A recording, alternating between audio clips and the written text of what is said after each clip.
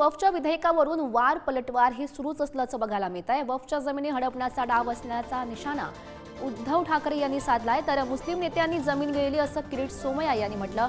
भाजपा वातावरण खराब करते अशी प्रतिक्रिया संजय राऊत यांनी दिली, तर संजय राऊत काही बोलतात असं उत्तर मुरलीधर मोहोळ यांनी राऊतांना दिलं।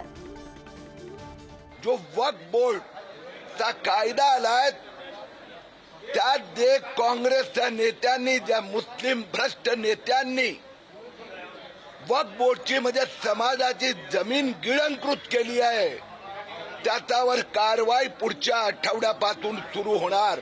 म्हणजे लोकांना रोजच्या आयुष्यामध्ये, तणावग्रस्त आयुष्यामध्ये जगायला लावायचं आणि दुसऱ्या बाजूला त्यांच्याकडच्या ज्या सगळ्या संपत्ती आहेत त्या काढून आपल्या मित्रांना द्यायच्या। म्हणजे पूर्वी जे लोकसभेच्या वेळेला जे मोदीजी बोलले होते तेच आता नेमकं भाजप करते।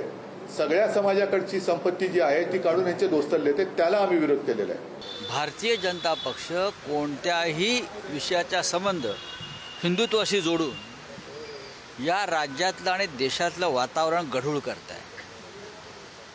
वक्फ बोर्डाची संदर्भात एक विधेयक मंजूर केलं। मुस्लिमांच्या संपत्तीचं, गोरगरीब मुस्लिमांच्या संपत्तीचं रक्षण करण्याच्या उदात्त हेतून हे बिल आणलंय। मला असं वाटतं की ते खूप मोठे नेते आहेत, मी त्यांच्यावरती बोलणं कितपत योग्य माहीत नाही, पण संजय राऊत बोलतात म्हणजे फार काय त्याच्यात गांभीर्य